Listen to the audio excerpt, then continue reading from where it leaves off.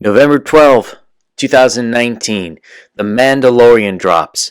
The first of the original Disney Plus series.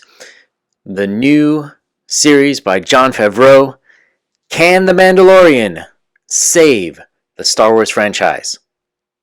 I think it just might. Let's take a look.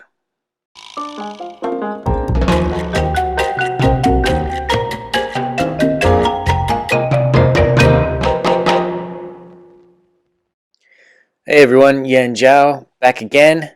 Today we're talking about The Mandalorian. Now, everyone knows just how terrible the Star Wars franchise has been for the last couple of movies. I gotta admit, I kind of like The Force Awakens. It wasn't as good as the original three, it was way better than the prequel trilogies, but everything went crashing down with Rian Johnson's horrible The Last Jedi. It makes me wonder, I don't know. Was Kathleen Kennedy trying to give everyone the finger? Is she just an idiot and she's trying to prove that she's better than anyone else? Everyone says it's going for a lot of woke points. I don't know. This has to be the least effective way to do woke stuff. And then they followed that up with the Solo movie. I gotta say, I'm not as opposed to Solo as a lot of people were. You didn't need the freaky deaky sex robot Millennium Falcon thing. You didn't need a lot of the stuff, and it was just very poor quality. It had all that darkness, you couldn't see what was going on half the time. That having been said, it was like an okay movie. If it was on Saturday afternoon, I might not go out to the store. I might sit and watch that for a while. But The Mandalorian. The Mandalorian has to be Disney's hope of saving itself. Right now, it looks like Star Wars Episode 9 they're just going to have to weather the storm. It's kind of like when you didn't read the book and your teacher says, okay, we're going to read all of our book reports in class today, and your name is up next. You just got to sweat it out and just suck it up and get through with it. That's what the end of this Star Wars series is going to be. And what's going to come after that? It seems like nothing, because nobody wants to see any more of that garbage. But this, The Mandalorian, is the way to the future. I don't know why they didn't start with this. But what's The Mandalorian? So The Mandalorian takes place, to be honest, I'm not 100% sure, but it seems as though it takes place after the fall of the Empire. There's one scene where they mention that the Empire's not around, so getting Imperial credits is not such a great payment method. But I would guess it's before the rise of the First Order. So what we have in the show, we start off cantina scene, kind of like in A New Hope. It's got a lot of scummy guys. There's one fish guy who's going to have his musk glands taken out or something. I don't know, that was kind of gross. But luckily, they didn't actually show it. We have some halfway decent action scenes in the bar. We got a guy getting cut in half, which we expect people to lose body parts. I think Star Wars, the number one lost body part has got to be arms, closely followed by being cut in half. Now, the reason, in my opinion, this is going to work is because you have John Favreau making this series. Everyone forgets how comic book movies were in 2008 when Iron Man came out. What did we have before? Well, we had one terrible Hulk movie by Ang Lee. We did have the X-Men movies, which weren't that bad, but it almost seemed like Fox had their own way of keeping things good. You had the grittier Batman Begins by Christopher Nolan. And Iron Man was a real downer. He was a B or a C lister in the Marvel Universe. He certainly did not have the place that we have today. John Favreau loved comics. He was the man who saw that forward. He took, if you look at Iron Man 1 versus the Marvel movies now, it's very gritty. Iron Man actually kills a bunch of people. He took a more serious take of how would this work in a real universe. And he got a great movie that spawned the last decade of billions and billions of dollars. He is going to be the guy to fix Star Wars. And the reason is, I think he's a Star Wars nerd.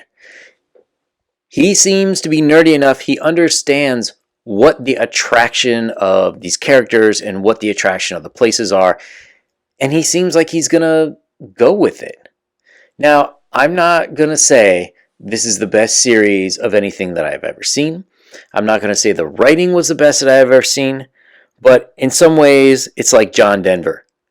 He didn't write the best songs. He didn't sing the best. He wasn't the most handsome.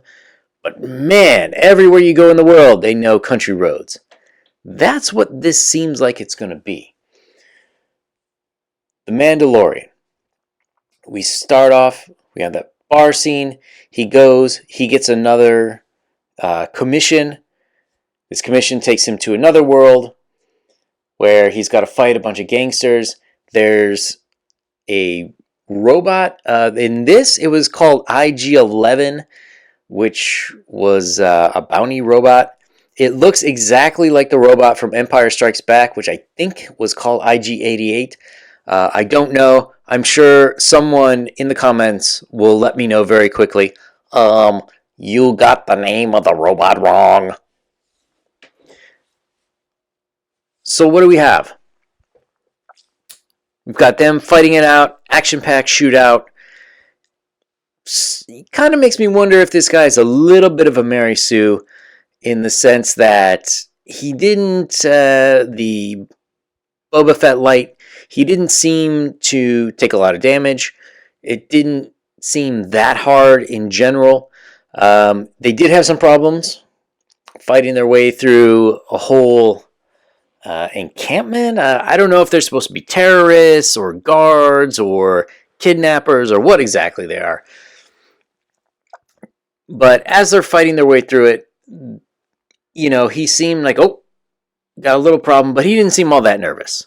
You'd expect a Mandalorian of a Fettian quality to not be that afraid. So it was okay. It wasn't too bad. And then he busts in and he finds out that his quarry was a baby Yoda. Now, I'm just going to assume that this is the love child between Yoda and Yaddle. Yaddle was the female Yoda-looking thing from episode 1. Now, why is this so interesting?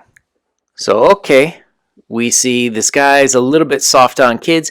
He kind of saves the baby. The robot wanted to kill it. He kills the robot.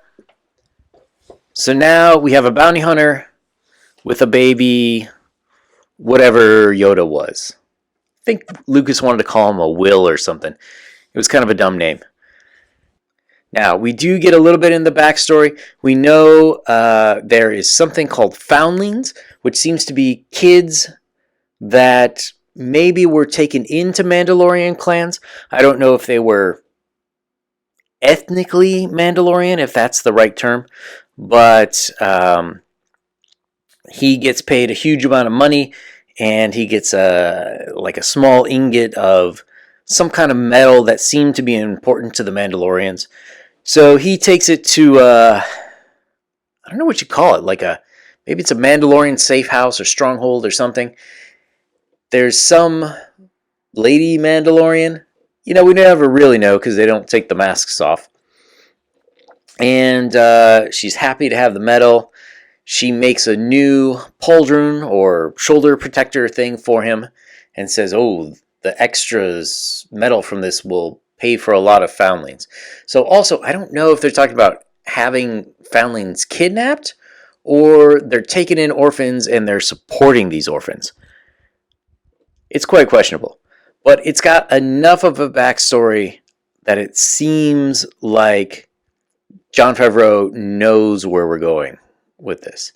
One of the interesting things is, Favreau is pretty well liked, so far as I know, in Hollywood. He's got a lot of his buddies showing up in cameo roles. We got Taika Waititi. He was the robot. I saw Bill Burr shows up at one point. I can't remember who he was. Werner Herzog was the person who hires him in order to steal Baby Yoda, for lack of a better word. So there's a lot of really high quality actors in this. It does seem like they're trying to go to more of an HBO quality level than what Netflix has devolved into. I have to say, overall, the look was pretty good. The only thing is, in some ways, the way it was shot. I don't know exactly what it was, but it looked like a TV show as opposed to a movie. It didn't have that, I don't know if grittier is the right word, but a cinematic look. But if you ever seen the difference between something shot on film and something shot on a video camera, it had more of a video camera look. I don't know if that's due to the production schedule, if it was an artistic choice, or what.